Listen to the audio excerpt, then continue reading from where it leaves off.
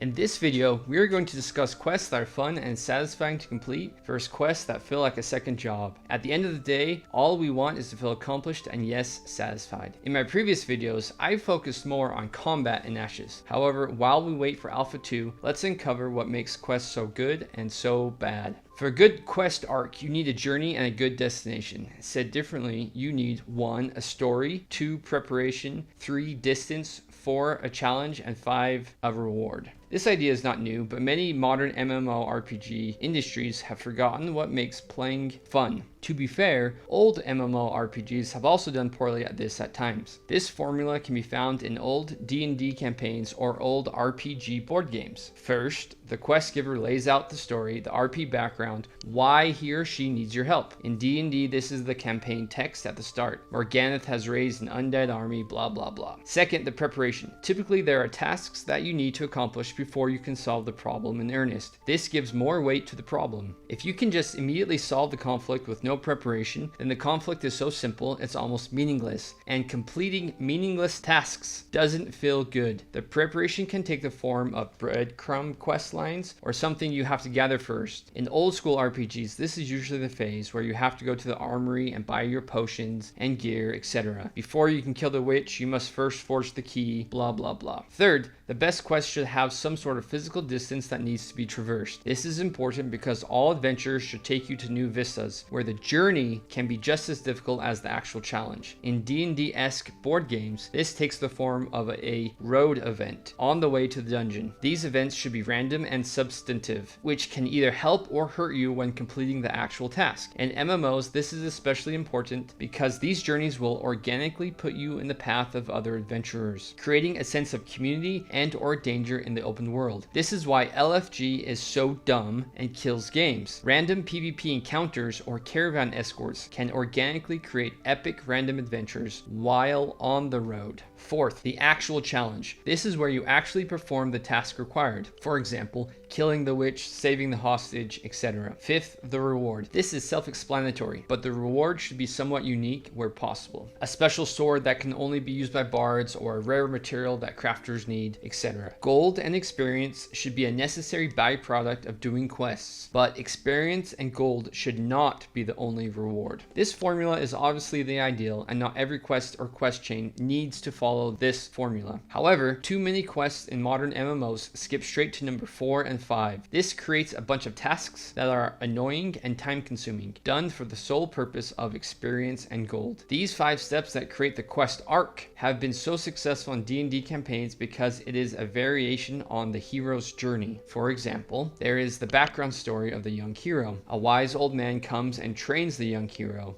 They go on a journey together where the young hero must prove himself. There is a main conflict that he or she must overcome. And finally, there is the reward. The gold and experience are just the natural byproduct of the entire quest arc. Modern MMOs often get this wrong, and Ashes needs to be careful not to make these mistakes. Don't give me quests that are just mindless tasks unless it is secretly training us for an epic fight that we realize later, i.e. the Karate Kid. Don't have us skip right to the conflict. Make us prepare and travel for the quest. Make us read the text and use our problem-solving minds, and do not speed travel us to the destination. That ruins the dopamine release when we finally complete the quest. Let's look at some bad examples. Kill 25 boars. Dumb. Lame story, no preparation, no journey, lame conflict, and lame reward. Quests that hold your hand the entire way are an insult to our intelligence. I can't even begin to talk about modern WoW. Good examples. Check out Barney B's video on becoming a Scarab Lord. That is epic. Look at the Nixia attunement, escorting quests, figuring out clues, exploration needed, dungeon quests, or even look at the Defias Brotherhood quests. That quest wants you to infiltrate the local bandits, which is the story. You must travel, walk to Lakeshire 2 towns over to get more intel. That's the journey.